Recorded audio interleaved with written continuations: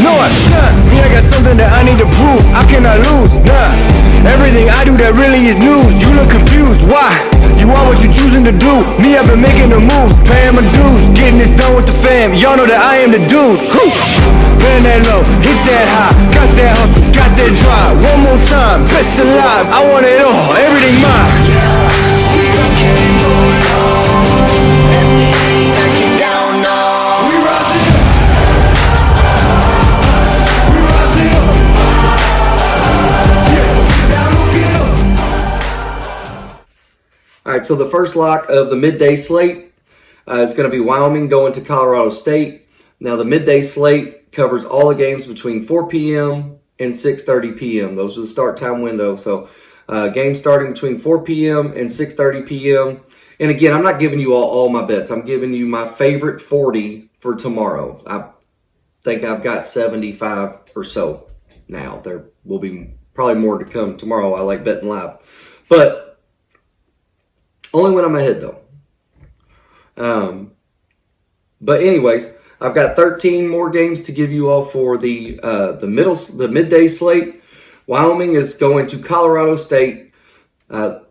Colorado State is coming off of a loss. They desperately need this. I think they weren't a bubble team.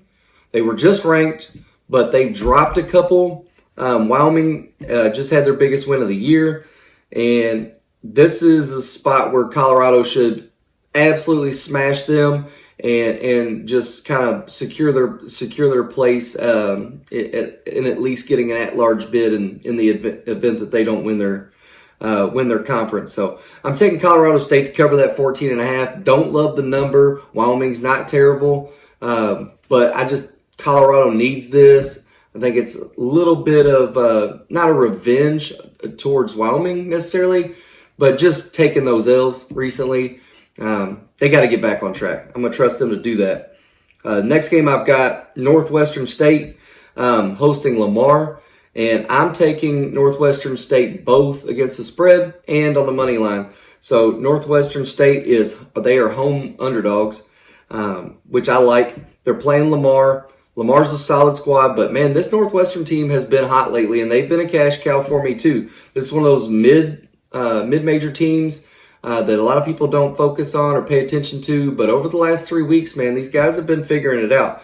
It would not shock me at all if they get this upset win here. I do expect it to be a one-possession game going down to the end, so that's why I'm taking the 3.5 points as well as the money line. The money line for this is set at plus 140, so not a bad line there. Then Mississippi State's going on the road at Auburn. Mississippi State's receiving 8.5 points. 8.5 points for them, like on paper, looks really, really good, especially when you look at Auburn kind of stumbling lately. But if you think about it, Auburn's played like they went through the gauntlet over the last 2 weeks. They went all that time without playing the other best three teams, in my opinion, in the SEC, which is Kentucky, Tennessee, and Alabama. They just went through all that. Now they're going back home. They haven't had a huge blowout win. I mean, this is a team that was beating teams by 25 points at home all the way up until Kentucky went down there and beat them. It's not like this team just forgot how to handle their business at home. They're going to get back on track here. I expect them to cover that 8.5 at home and get back on track. They're a dominant team. Next, we got Iowa State going to Central Florida, UCF. Iowa State's laying 3.5 points on the road. UCF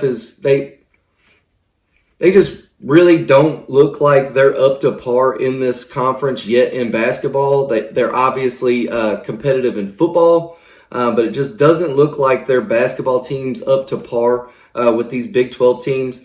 Again, Iowa State's super hot. They're one of the hottest teams in the country. They've crawled all the way up to 8th in the country in their ranking. I don't expect them to stumble. I keep betting them because they keep winning, and they keep winning me money, which I like. But everybody's thinking that this is going to be a spot where Central Florida could possibly clip them or catch them off guard. I'm one of those people. I kind of go with what I know, and I know Iowa State overall is the better team. 3.5 points. They got that. They got that. This is another very low-level, mid-major, low major. I mean, I don't know what you call it, but High Point is going to Longwood. These are two teams that most of you all have probably never even had a conversation about. What I know about High Point is that they are dominant in the league that they play in. And they are going on the road to Longwood. To be honest with you, I don't know a whole hell of a lot about Longwood, but I do know every single time that I see High Point, they are blowing teams out or they're handling their business. So I look for them to continue to do that on the road at Longwood. Here, I'm taking them to cover that 4.5. This line was really disrespectful to me. This next one is Texas A&M Commerce has been horrible in the last month that I've really been paying attention to them. And Houston Christian, though their record's not real good, it's not real impressive, I do think that Houston Christian is playing good. They're playing good basketball. They're getting beat by teams that they're kind of supposed to get beat by. Texas A&M Commerce is kind of getting blown out by everybody. Houston Christian being home underdogs to Texas A&M Commerce is really disrespectful to me. This is, kind of one of those lines you look at and scratch your head a little bit, but I'm going to jump all over it. I'm taking Houston Christian on the money line at plus 104. The next game, this matchup's really intriguing, actually, and I was borderline tempted to push the money line on this as well. It's just, they're like plus 900 to win. It could happen, obviously. It's basketball. It's played on the court, not on paper, but McNeese is hosting Nicholls State, and McNeese is one of those teams too who have already locked up kind of their one seed in their conference. They don't really have a whole lot left to play for. If they have anybody banged up, or they're looking to try some other lineups out, or just kind of see what other options that they have. Now would be the time to do that before they get into conference play. And obviously I expect McNeese to be in the tournament. I think that they're good enough to get an at-large bid. They're really damn good. And that's why they're 17.5-point favorites. Nicholls State is a good basketball team. I was kind of shocked that the spread was set this high, but McNeese is that dominant, and especially at home. So, the line makes sense, but this is a little disrespectful to Nicholls State. And now, would it shock me if McNeese wins by 40? No, it wouldn't. And that's why I was hesitant to put this on my lock list to share with you all. But Nicholls State's a solid basketball team. I'm going to roll with them. I would encourage you to do the same thing. Then we got Florida A&M traveling to Grambling. Florida A&M has been horrific all season long. They're right down there at the bottom with Detroit Mercy and Mississippi Valley State. This team is probably bottom 5 in all of Division I college basketball. They're going on the road at Grambling, and Grambling's laying 9.5. Grambling's a really good basketball team. They're very inconsistent, but man, they've got some athletes. They got some kids that can ball. Florida A&M, they had a big win recently, and I don't expect them to get any more. And I really don't expect them to cover this 9.5. So I'm rolling with Grambling, and I'm laying that 9.5. We got Western Kentucky going on the road to Florida International. Western Kentucky is solid at home. They're like damn near a guarantee at home. On the road, they've been pretty mediocre, if not bad. But this Florida International team is not good either. This Florida International team has been kind of down all year long. They typically, their school, the school itself, they're a relatively successful program in different sports.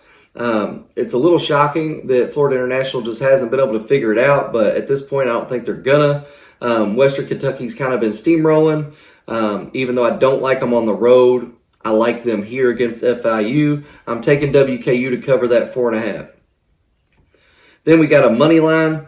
VCU is headed to Richmond. Both these teams are really good. They've got very, very different styles. Richmond's more of like a slow pace, kind of like a Virginia. They play good, solid, sound team basketball, work the ball around, they make the right pass, they make the extra read, they're good shooters, all that. But like VCU, they're kind of like a bunch of dogs, dude. They're just going to go in there, they're going to get physical, they're going to body them up, they're going to get nasty. I think they're going to ruffle some feathers, and I'm not. This is probably one of my locks of the day here as far as like my favorite money line plays. I expect VCU to go in there and make it difficult. Richmond Spiders are pretty, not like legendary, but they've got a good basketball tradition there, and so does VCU, going all the way back to the Shaka Smart days. Both these programs are kind of neck and neck, but I think VCU dirties this up enough to win it, so I'm rolling with them plus 126 on the money line. The next one we got, Virginia is going to Duke. Virginia's receiving 9.5 points. They're Duke. But nobody's more familiar with Duke than Virginia and Tony Bennett. Tony Bennett's had a lot of success against Duke. He's kind of their kryptonite. Typically, Duke wants to run and gun. They're very similar to Kentucky or North Carolina. They got a bunch of big, tall, long athletes who just want to get it and go. And that's not what Virginia is going to do. They're going to suck the life out of them. And the fact that Duke is a 9.5 point favorite, I mean, hell, it's hard to score 9.5 points against Virginia in a half. So it's just a really big number to me. Even though Virginia's on the road, it's just a really big number to me, considering how good Virginia's defense is. And Tony Bennett's history with Duke. Not to mention, it's not Coach K that he's coaching against anymore. It's John Shire. So I'm going to give the edge here to that veteran coach and a solid defense just to cover the 9.5. I think Duke wins, but I think it's by 4 or 5. So I think Virginia is going to cover that 9.5, no problem. Last one of the midday slate. Alcorn State's going to Prairie View. I don't know a whole lot of details about these two teams, to be honest with you. All I know is kind of like tracking bets and different things that I've made. Prairie View has come through for me more often than not, and Alcorn State really hasn't. Typically, when I bet on Alcorn State, every time like the analytics look good, when I do actually dig in and I pick Alcorn State, they tend to kind of crap. So I'm gonna take Prairie View here. Prairie View's at home. I like these teams. I like two teams when they're evenly matched. They're both kind of the same to me. I like just rolling with the home team here, especially when they're underdogs. So put a little bit of money on this money line at plus 136 with Prairie View. And I can do this all day. You know I've been making plays.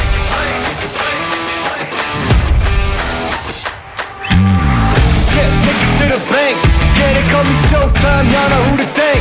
Got the pressure on, gotta do this real big, no thing. I'ma get the dub, what do y'all think? Yeah, I'm making plays, y'all know where to find me, you be looking center stage. 24/7, we ain't never taking breaks. Got a lot to learn, think you better know the game, cause I've been making plays.